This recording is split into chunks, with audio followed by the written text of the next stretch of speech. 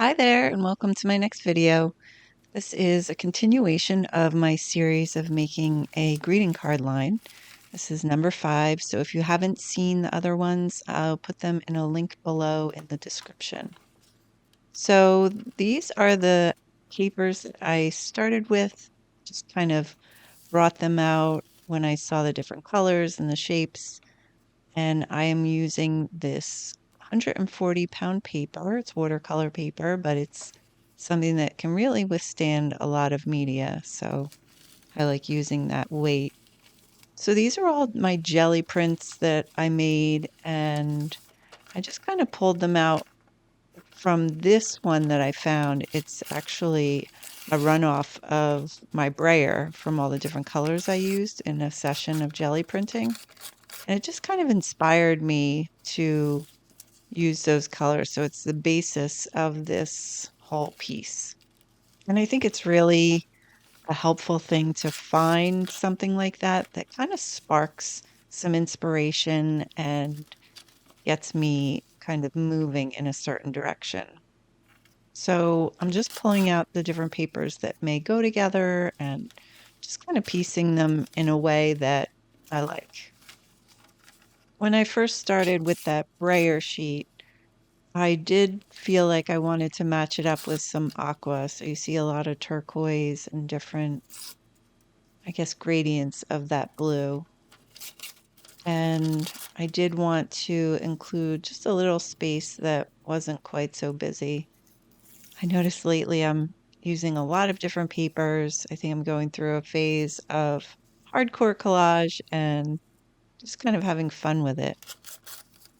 But I also don't want to make it so busy that you can't enjoy the kind of serene feeling that I want to portray within it. So I'm just kind of putting the papers together, kind of mix and matching them. And this actually is a paper from my jelly print collage book. So if you're interested in some different papers for your craft or for your mixed media projects, you can see a link right up here. I'll put a link to the book if you're interested in looking at it. So this first kind of beginning process is just getting the papers kind of together in a color fashion and then also figuring out where they might kind of fit. But it always changes, it's a process of kind of trying something, seeing if I like it, maybe trying some other things. I always get a few questions on my videos about how do you know when it's enough or how do you know when it's too much? And I think that that's really an individual process. You have to think about what is your intention for the project? What would you like as an end product? Do you want something just for yourself or do you want to do something with it? And I do know that having this project of making a greeting card line has been so inspirational for me. It's just really helpful to be motivated by a specific goal. And I've just found that it really has kept me going over the past couple weeks. So it's been a lot of fun.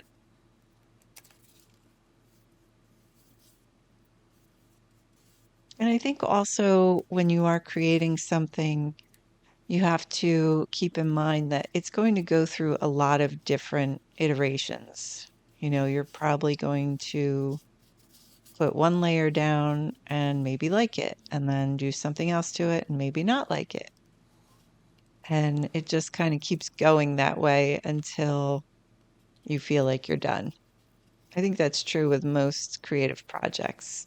There's that ebb and flow of enjoying it and being like, uh-oh, what am I doing? But you just have to keep in mind it's all a kind of a work in progress. So there is the center piece that I was inspired by. I really wanted to put it in the middle just as a reminder. I don't know why that paper just kind of really grabbed me. I think I just like the different colors and the kind of the texture of it. So I'm using satin medium to put the papers down. I love satin medium because it's not too heavy and it's not too thin and it doesn't kind of muddy up the colors. I find sometimes matte medium makes things a little dull and the gloss is a little too shiny for me. So satin is my jam.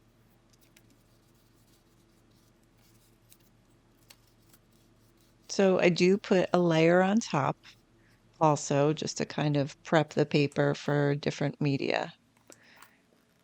And this color is parchment. It's a great alternative to titanium white. It's kind of a cream color, but it mixes really nicely with other paint colors, just kind of gives it a softer, lighter tone. So I'm just moving it around because I felt like there was a lot of different pieces and colors, and I wanted to just kind of create a little blank space, some kind of way to maybe tie everything together too. But I'm using a palette knife. Those are kind of fun to use just to kind of spread it around. And then I just go back in with a little water on a smaller brush. And I'm just moving it around. This is the beginning of a very experimental phase in my work. It's just that part where you're kind of like, what am I doing? I'm not sure, but just going with it. So I'm just adding a little water, creating some drips. And I know that this is just the start of the background, so I'm not really too worried about what's going on. A lot of times I just kind of get into a meditation and just think about other things while I'm doing it so I don't get too um, cerebrally involved in it. Now, this color is called Naples Yellow Red, and it's by Amsterdam. It's really kind of a pretty peachy color. I'm just lightening it up with a little parchment. I wanted to use a little stencil in this area just to kind of blend it together a little better. And I'm just using an art sponge to kind of push the color through the stencil. Stencils can be really fun to use in artwork, but I find sometimes they're hit or miss for me.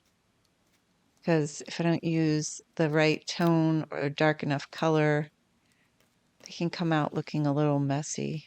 And that's kind of what I thought about this first layer. Didn't really come out the way I had thought.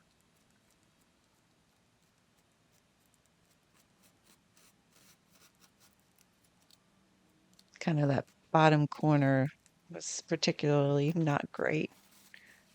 So I just wiped it off. And I think that that's something that we really need to remember is that just because we put it down on the paper, we do a certain design, doesn't mean we can't undo it. Don't have to keep it on if you don't like it.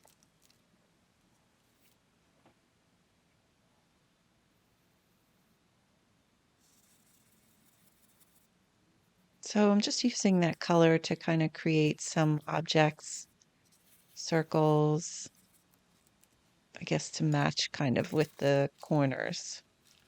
I'm always trying to figure out a way to bring everything together and blend it. And I find that these jelly prints on deli paper that I make are very helpful to do that. It's kind of like another layer that kind of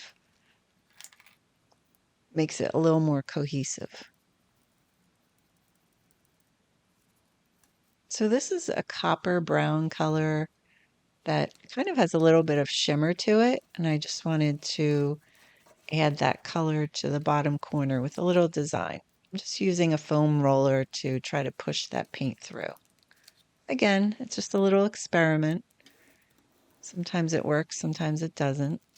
And that didn't really work up in the corner, so I'm just going to rub it off. But stencils are a great tool. You just gotta have to know how you like to use them. And then I'm just going back in with the sponge. I find that sponge is a good way to, paint through a stencil, but also I feel like the best way to get paint through the stencils is to use the finger dabber, which I love, but I don't have any more, so I have to order some. This is a color that I've discovered recently called green gray, and it has such a pretty tone to it. It's kind of like a grayish teal color. It's been fun to play with lately. So I'm just kind of setting up a little bit of a grounding feeling up top. I like using those half moon circles. And I'm also kind of just creating some basic shapes in the area so I can add some details to it later. Just kind of sprinkling that color around.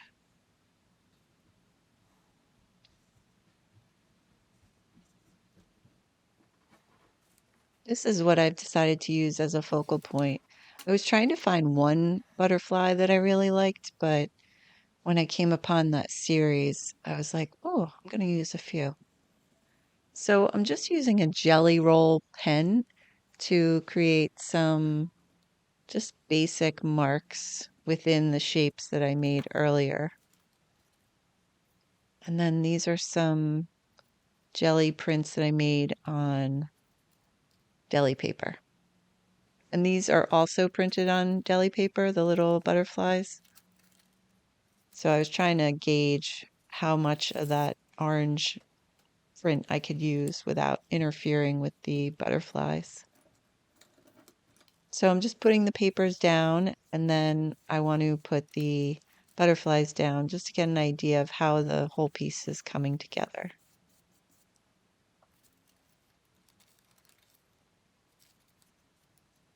This is another little print. It's kind of like a print of a tree bark.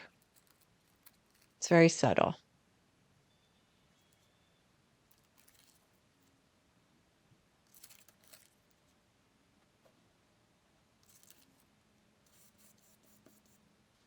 Felt like that space was a little empty.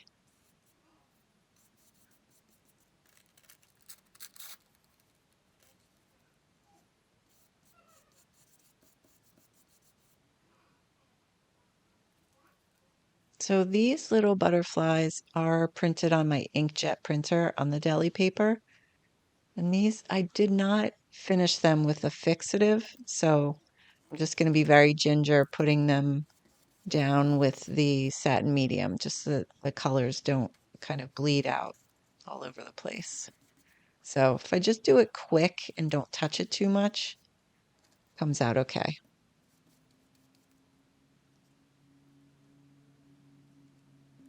So, and as I'm doing this, I'm also thinking, I'm keeping in mind that I'm turning this into a greeting card. So most likely there's going to be some kind of sentiment or writing. And to me, it just kind of seems that underneath the butterflies is probably the best place for this one. Never mind that it's getting a little busy up top, but it seems like there's a natural open space down there. And I think a lot of times if I'm patient with my work, the intention comes through and kind of just reveals where things go. So you can kind of see that space on the bottom. It would make sense to put something there. So I'm just kind of doing these last minute marks. This is my favorite part of the process, just kind of drawing and doodling and seeing what needs to be brought out from the background. I really love the kind of series of butterflies, but I do want to put a little bit of a frame around them just to draw the eye there without it getting lost in that background. So I'm using a Posca paint pen. It's just kind of a cream color, and I'm cutting out that frame to put down. And again, when I'm using the deli paper, I try to be quick and not fiddle with it too much because it's very thin, and when it's kind of cut in a funny shape like that, it can get hard to put down flat sometimes. So I don't fiddle with it too much, just get it down, gently coerce it to be in the shape I want it to be in, and then just leave it alone. And I do put a little layer on top. So I'm going back to that green gray and the parchment. So I wanted to add a little more um, marks. I do like the marks that I made with this color before, and I just wanted to add some more on the bottom to um, just kind of add a little more detail. And you can see they get darker. That color gets darker as it dries. That's what's interesting about acrylics. You're not always sure how it's going to dry. It does dry darker a lot of times. So just filling in these little details, and then I felt like it was done. So here is the final piece, and you can see all the details and the marks that I've made with the pens and just all the fun details that make it kind of what it is. Here are the butterflies.